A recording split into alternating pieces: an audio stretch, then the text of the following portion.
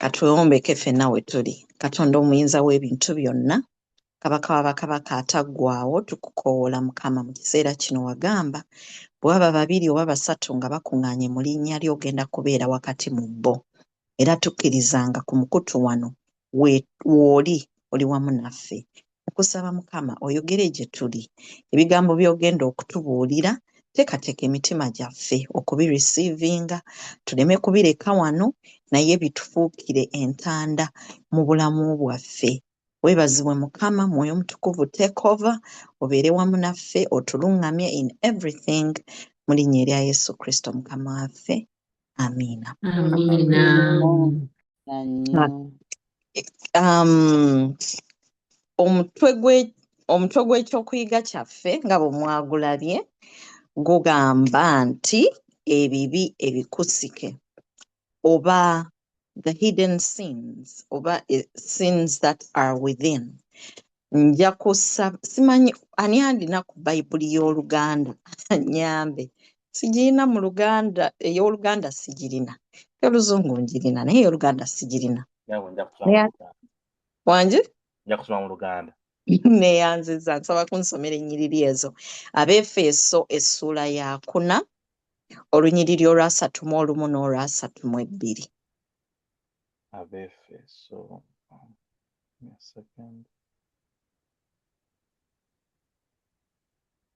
Abeefeso essuula ey'okuna olunyiriri olw'okumekanya olunyiriri 31 n'olwa 32. 31 na 32 lugamba nti okukaawa kwonna n'obusungu n'obukambwe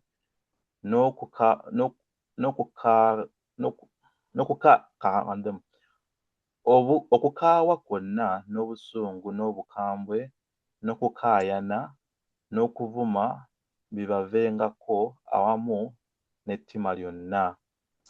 32 Era mubeerenga n'obulungi mwekka na mwekka abakwatibwa ekisa nga musonyiwagana era nga Katonda bwe yabasonyiwa mu Kristo. Amiina. Neeyanziza nnyo olw'olunyiriri olwo. Ennyiriri zino zinkolera amakulu ate zi applyinga mu mbeera yonna. Abeefeso, it is Ephesians 4:31 and 32. Ephesians 4:31 and 32. Kale, kakati ennyiriri zino nga bwe mbadde nnyinnyonnyola nti zinkolera amakulu mangi nnyo. Si mu area ya kkanisa yokka, naye eyingira mu maka gaffe, kiyingira mu nkolagana yaffe mu bantu be tukoleramu, mu mirimu gye tutambulira, abantu bonna be tubeeramu, circles zonna ze tubeeramu, neighborhoods, apartment kw'obeera. Ebintu bino tumanyi manyi Bayibuli erina weegamba nti nga tonnaba kujja kasubi ku liiso lya munno sooka oggyeko ekisiki ekiri ku liryo. Ekyo kinene nnyo okusinga n'ekyoli ky'olaba. Naye ebintu bino bitufuukidde nakakongo. Abantu bangi nnyo tuli mu kkanisa naye nga bino ebintu bye Bayibuli byemenye tubiyitako buyisi, tubiraba ng'ebitali bibi. N'olaba ne weesanga nga ojjudde obusungu, ojjudde obukaawu, bitterness, ng'olina bitterness kwegamba eyinza okuba yaviira ddala mu mabega ng'oli muto n'okula ng'olina that kind of bitterness n'ekukuliramu kwegamba it becomes part of you. Abamu ne mutandika okukyeyita. Nze actually ndi mukambwe. Nze naturally ndi kino. Nze naturally nina obusungu, nyiiga mangu. Ebintu ebyo bye twetuuma, obwo bumalayika bwa sitaani bwe twetuuma.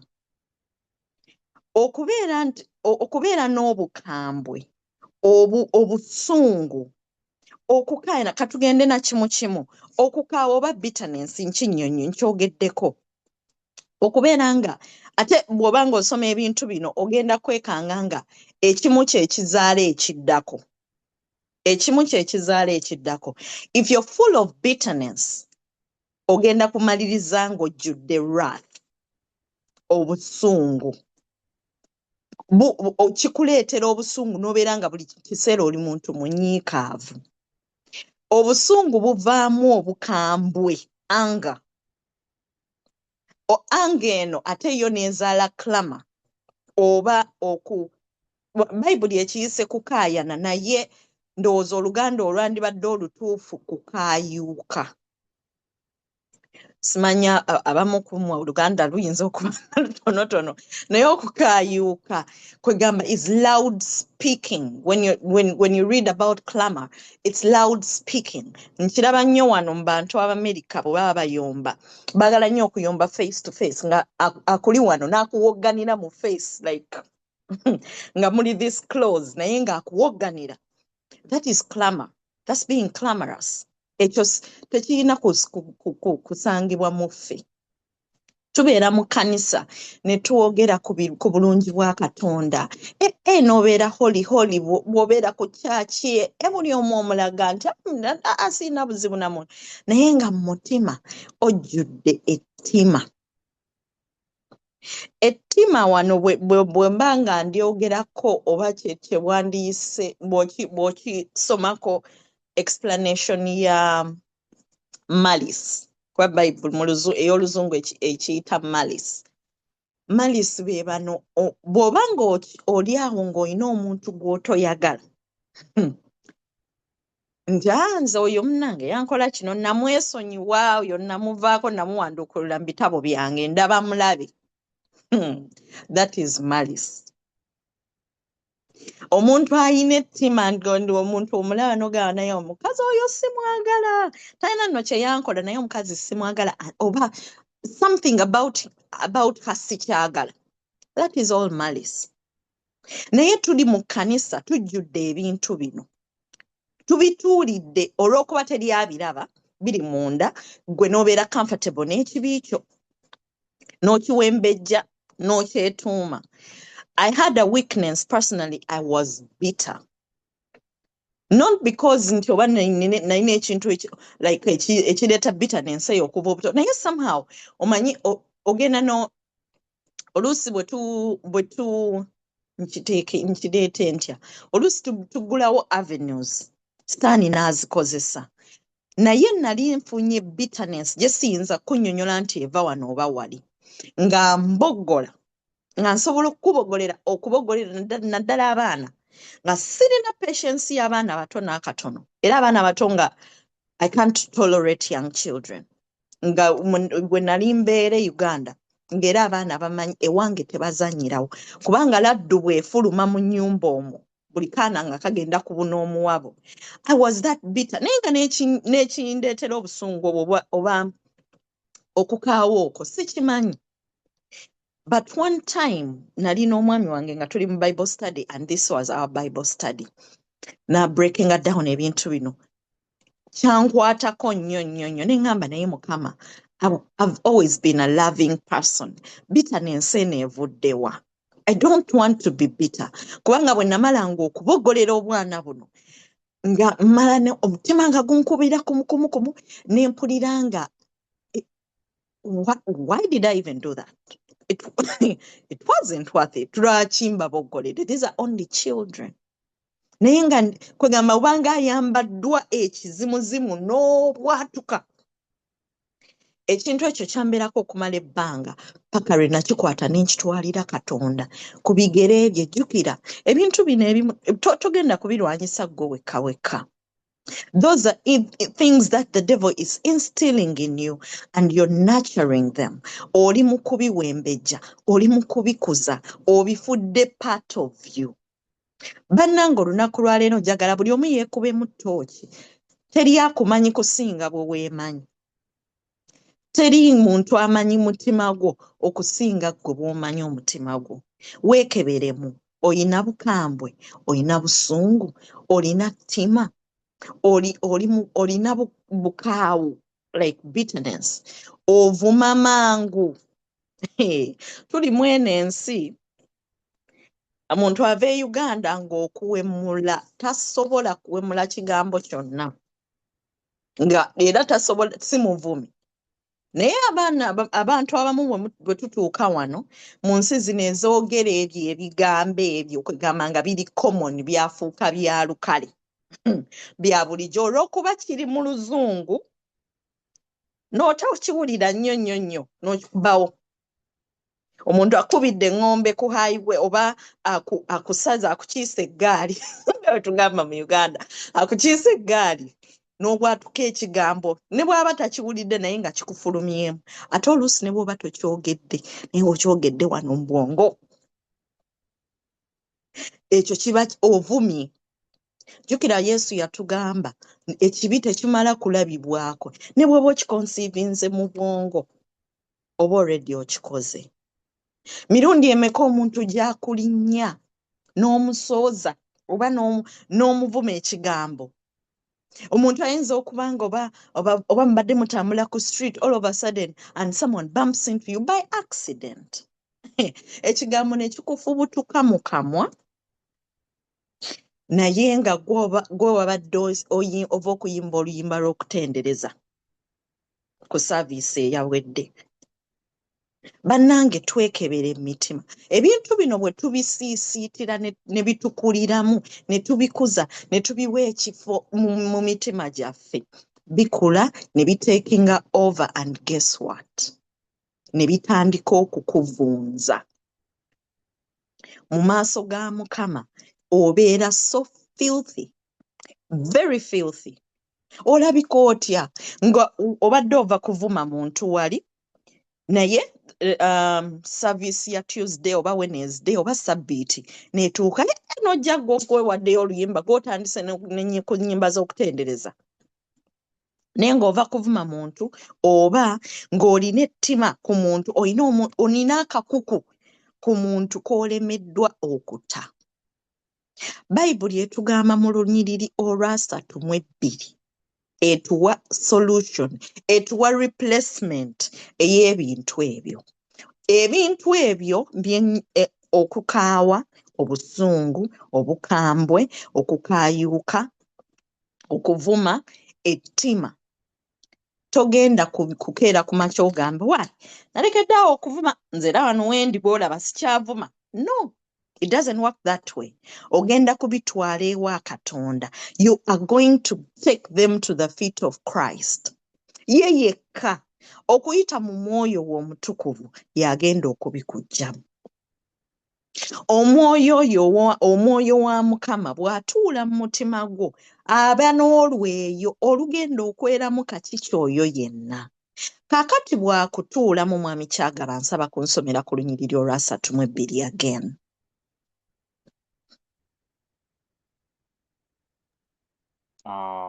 Bebulaniya 4:3 lugamba.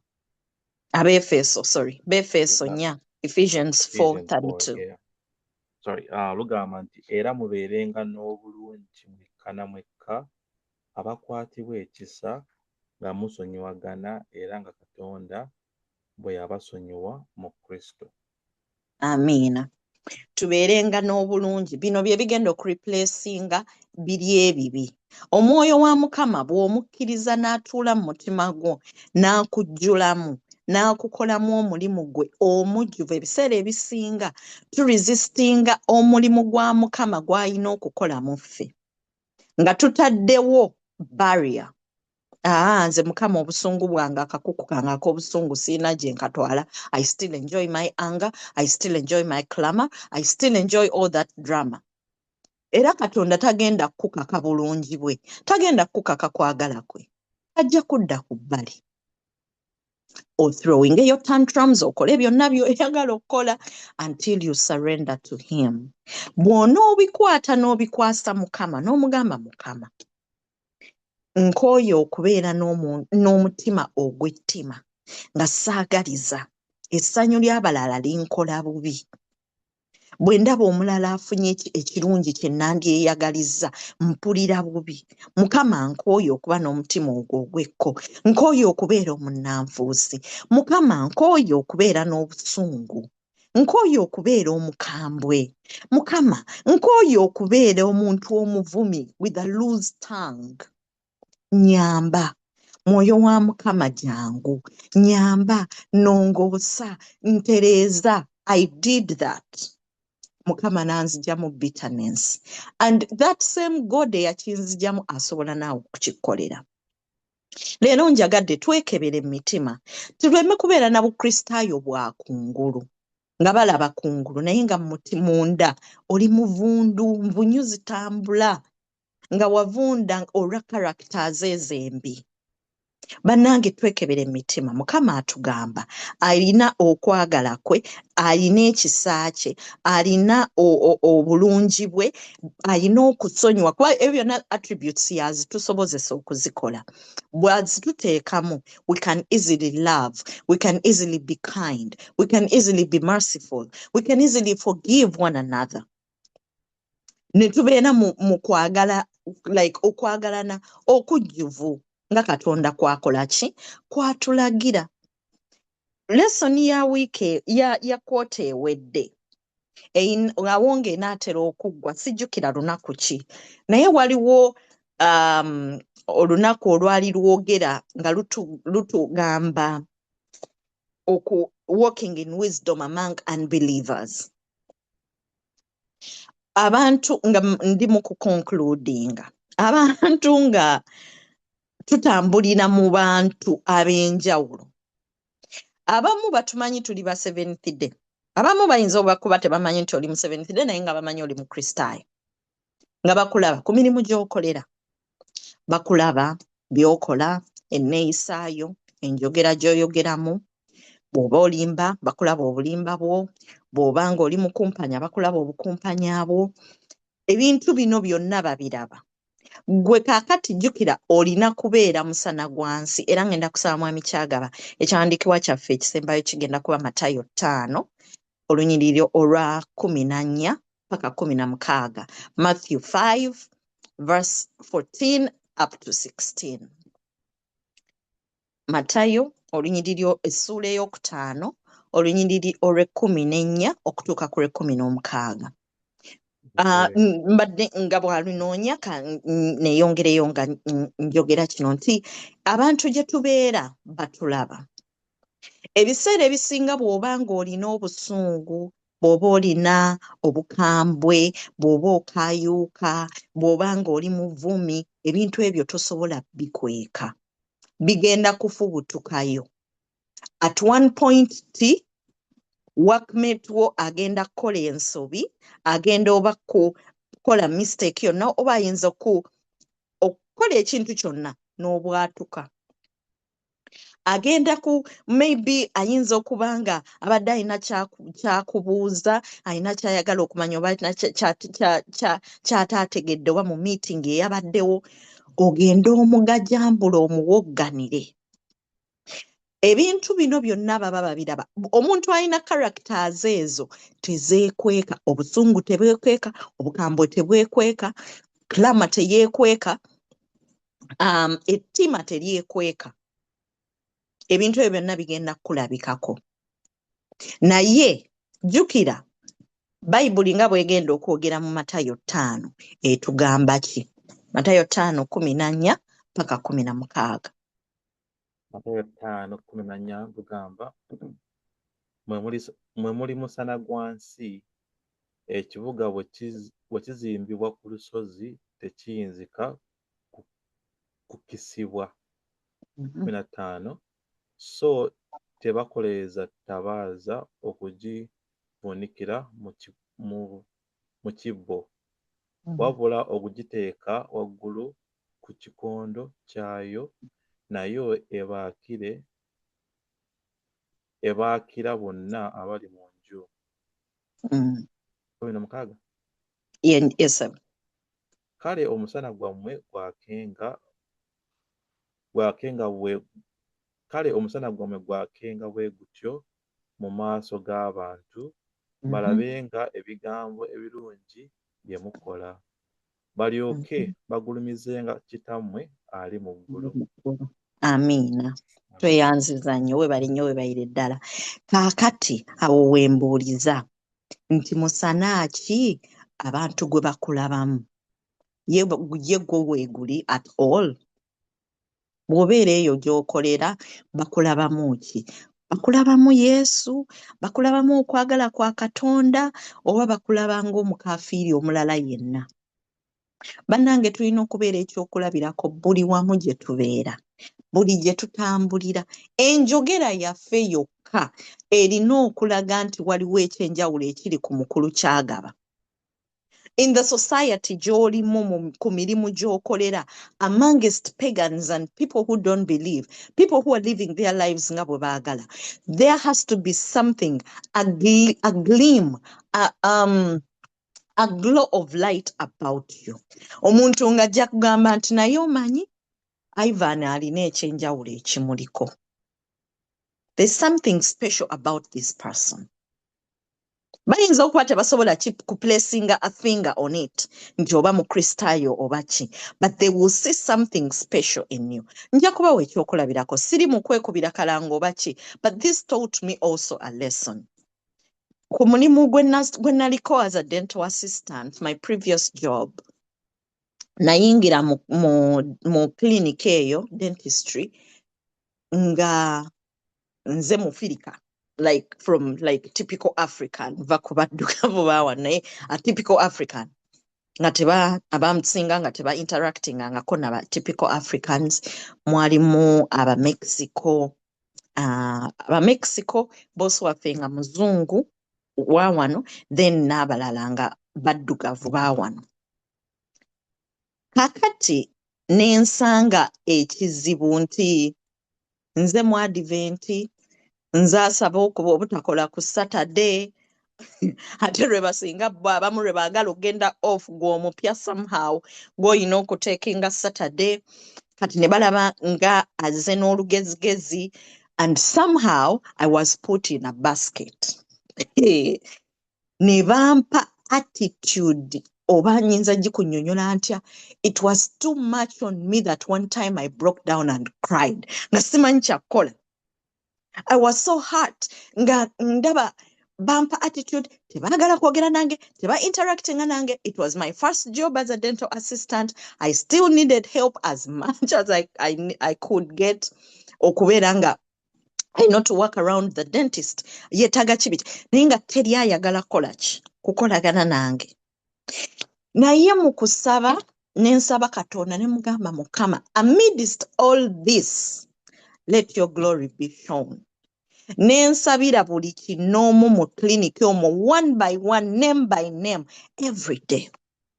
Ne mugamba Mukama mpa emirembe, mbeere nga bwe ngenda mu clinic, give me a peace of mind. Kuba nali ntandise okubeera like very paranoid, oli agenda kola ki, bagenda, naye Mukama nampa emirembe nga bwe nagimusaba. Kakati nentandika oku exhibitinga okwagala. This is not out of my own doing. Mukama yakikusobozesa okikola, especially mu conditions bwe zityo.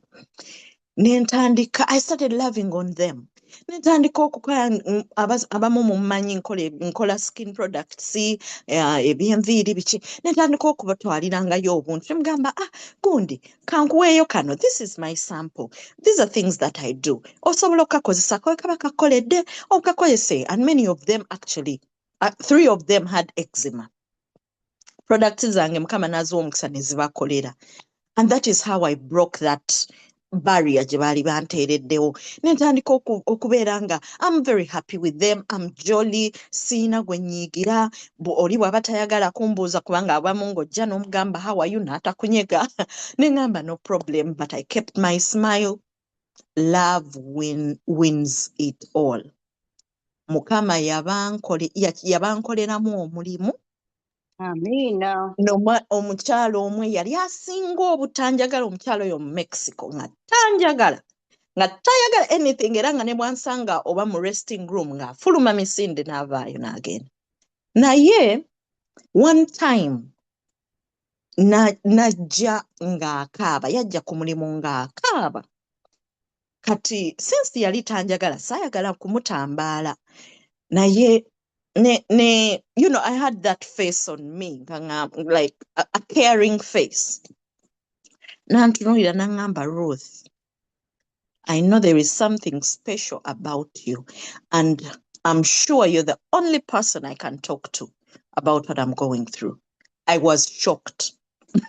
Neewuunya, you know, how abadde tanjagala tayogera nange naye n'atuula n'annyinnyonnyola bye yali ayitamu. She had some family issues nga she's going through some challenges with the husband.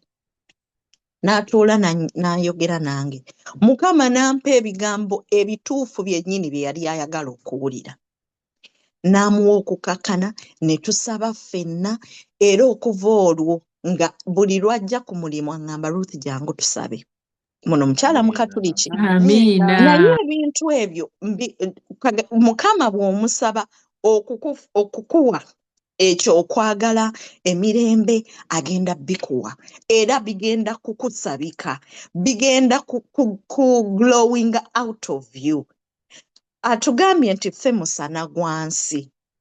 Musana akigwolaga, singa nange nateekawo obukambwe ne ŋŋamba kambalagireko bwereere mulabika Abafirika temubategeera, nange ne mbanyigirako ku busungu, ne mbaboggolera, ne mbavumako mu Luganda ne lwe batategeera. Do you think I would have won their hearts to me? No. Mukama atugamba tuli musana gwa nsi. Ebyo ebikolwa bye tukola, jjukira nga bwe mbagambye nti obusungu, obukambwe, ebyo byonna bye twalabye mu Lunyiriri olwasatu mu olumu, birabika. Tosobola bikweka. And equally, tosobola kweka kwagala, tosobola kweka kisa, tosobola kweka bulungi, tosobola kukweka kusonyiwa, kubanga ebintu bino bwe bikujjula mu mutima, they are going to spring out. They are going to blossom out. Katonda yakyogera nga akimanyi nti ebyo ebikolwa byo ebirungi bwe banaabiraba bagenda kutendereza Katonda ali mu ggulu, kubanga y'oyo ali mu ggwe, y'oyo ali mu kwasa omusana, y'ali mu kumulisa ekitangaala kye ng'ayita mu ggwe. Banaye nsaba twekebere. Buli omu ali wano weekebere. Simanyi kakuku ki koolina, nga naye bwe mbagambye nti teriiyo asinga kukumanya okusinga ggwe bwe weemanyi. Nsaba weekube mu ttooki, bwe buba busungu, bwe buba bukambwe, bwe liba ttima, bwe kuba butaagaliza, bwe kuba bunnanfuusi, kuvuma lulimi luvuma mangu, ebintu ebyo byonna bw'obanga obirina, olinako ekimu, ng'olinako bisatu, oli alinako 8, oli abirina byonna. Kyonna mu percentage zonna, there is nothing too hard for God. Teriiyo busungu buyitiridde nnyo bw'atasobola kuggyawo. Teriiyo ttima nga kwegamba lyakona nga tasobola kuliggyawo. Atugamba mu Yeremiya, I think 32:27. That's my favorite Bible promise. Wagambira nti nze Mukama Katonda wa bonna abalina omubiri. Waliyo ekinnema? Ddala eriyo ekirema Mukama? Teri kirema Mukama. Oba mugugu gwaki kyonna ky'olina ekikufuukidde ekizibu, gwe wekka nno ebiseera ebisinga gwe wekka aba akimanyi. Kubanga tosobola genda ng'ogamba, nze wendi, nze gw'olaba sivuma ne bavuma. Oluusi oba ovuma, naye ng'omuntu bw'akugambako nti oli muvumi, you will put up a defense. You put up a defense omuntu ng'akugambye, why are you so bitter? Why are you so angry all the time? You're going to put up a defense. Lwaki? Akakuku k'okyakaagala. Okyakeerimidde kiringa bw'onogamba Mukama otusonyiwe byonna byaffe nga bwe tusonyiwa abatwonoona, byonna bagamba Bayibuli egamba take it to the cross, take it to the feet of the cross.